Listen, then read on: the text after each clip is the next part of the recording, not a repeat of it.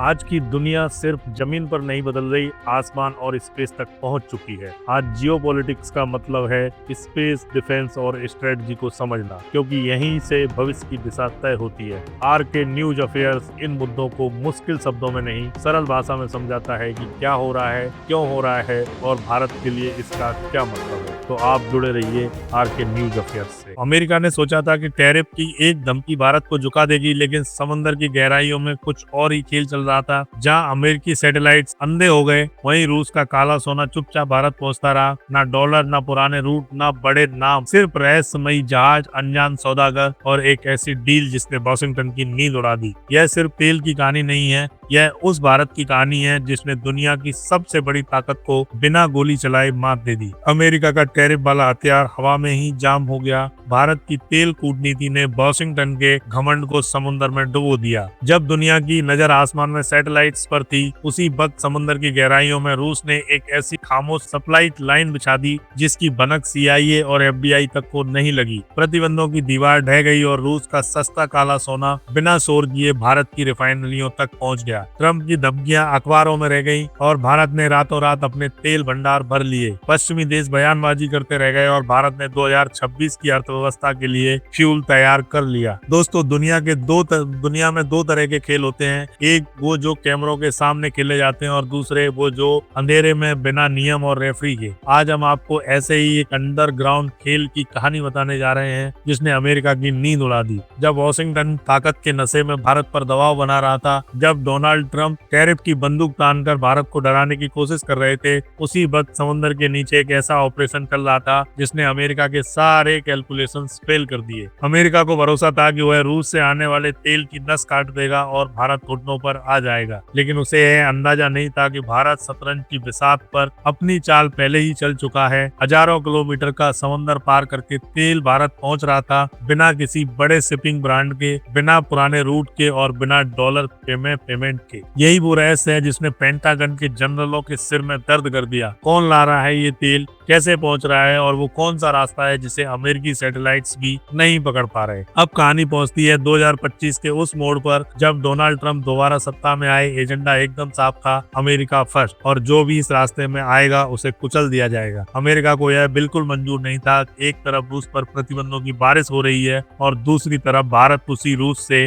Record मात्रा में तेल खरीद रहा है। पहले चेतावनी आई, फिर कूटनीतिक दबाव बढ़ा और आखिरकार ट्रंप की खुली धमकी दे दी गई। साफ कहा गया कि अगर भारत ने रूस से तेल लेना बंद नहीं किया तो भारतीय सामानों पर ऐसा टैक्स लगेगा कि अर्थव्यवस्था हिल जाएगी। यह सीधी ब्लैकमेलिंग थी। पश्चिमी मीडिया को यकीन था भारत झुक जाएगा, लेकिन वे भूल गए कि यह 2026 का भारत है। भारत ने न शोर मचाया, न जवाबी बयान दिया, बस खामोशी से अपनी चाल चलता रहा। जब अमेरिका सामने का दरवाजा बंद कर रहा था, भारत और रूस ने मिलकर पीछे की पूरी दीवार ही गिरा दी। रूस ने पुराने ट्रैक होने वाले बड़े शिपिंग प्लेयर्स को हटाया और मैदान में उतारे गए अनजान सौदागर। न कोई पुराना रिकॉर्ड, न पश्चिमी बीमा और न न्यूयॉर्क या लंदन का पता। समंदर में काम कर रही एक छाया सेना, शैडो नेटवर्क। और यहीं से शुरू होती है वो कहानी जिसने अमेरिका को सोचने पर मजबूर कर दिया कि क्या सच में भारत को दबाया जा सकता है। ये कंपनियां किसी रजिस्टर में पैदा नहीं होती, ये अचानक उभरती हैं और तेल की डील करती हैं। लाखों बैरल क्रूड ऑयल भारत पहुंचाती हैं और फिर ऐसे गायब हो जाती हैं कि जैसे कभी थी ही नहीं। जब तक अमेरिका इनके बारे में फाइल खोलता है, डेटा खंगालता है और प्रतिबंध का ड्राफ्ट बनाता है, तब तक खेल खत्म हो चुका होता है।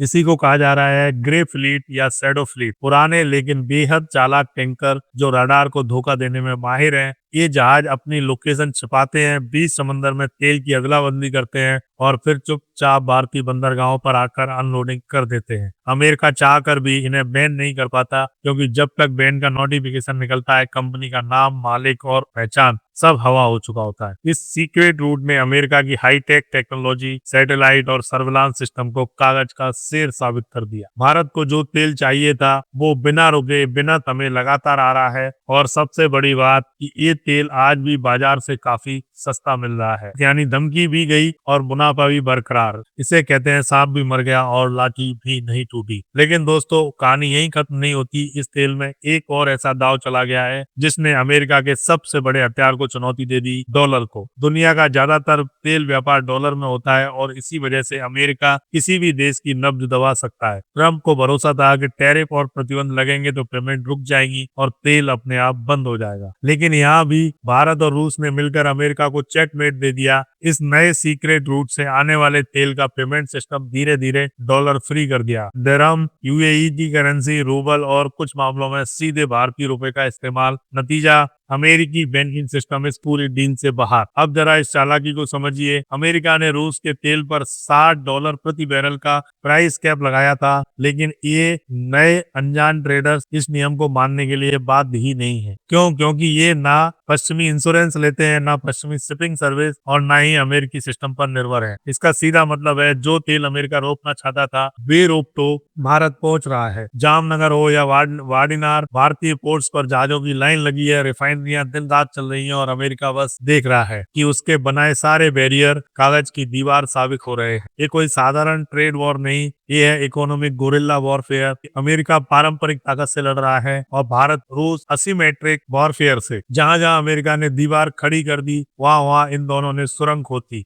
अब हालत ये है कि अमेरिकी अधिकारी भारत आते हैं, फाइलें देखते हैं, हाथ मलकर लौट जाते हैं। कागजों पर सब कुछ नियमों के मुताबिक, लेकिन हकीकत में प्रतिबंधों की खुलेआम धज्जियां उड़ रही। इस पूरी कहानी में एक बात और सबसे ज्यादा उभर कर सामने आती है, रूस की वफादारी। जब अमेरिका धमकी दे रहा था, जब बाकी देश किनारा कर रहे थे, तब रूस चट्टान की तरह भारत के साथ खड़ा रहा। पुतिन ने साफ संदेश दिया, चाहे सिस्टम बदलना पड़े, चाहे पूरी सप्लाई चेन दोबारा बनानी पड़े, लेकिन भारत की एनर्जी सिक्योरिटी पर आंच नहीं आने दी जाएगी। ये सिर्फ व्यापार नहीं, ये भरोसे की साझेदारी है। रूस जानता है कि मुश्किल वक्त में भारत उसका सबसे बड़ा और भरोसेमंद खरीदार है, और भारत जानता है कि जब पश्चिम आके फेर लेगा तो रूस ही साथ देगा। अगर ये सस्ता रूसी तेल नहीं मिलता तो आज पेट्रोल डीजल के दाम कहाँ होते, महंगाई आसमान छू रही होती, ट्रांसपोर्ट महंगा हो जाता और आम आदमी की कमर टूट जाती। लेकिन इस कूटनीति ने भारत की अर्थव्यवस्था को एक मजबूत सुरक्षा कवच दे दिया। अमेरिका का टैरिफ वॉर इसलिए फेल हुआ क्योंकि भारत के पास विकल्प था, और ये घटना दुनिया को साफ बता रही है कि अब हम यूनिपोलर वर्ल्ड में नहीं जी रहे, अब दुनिया मल्टीपोलर है और भारत इसका एक मजबूत ध्रुव है। अब सवाल ये है कि क्या अमेरिका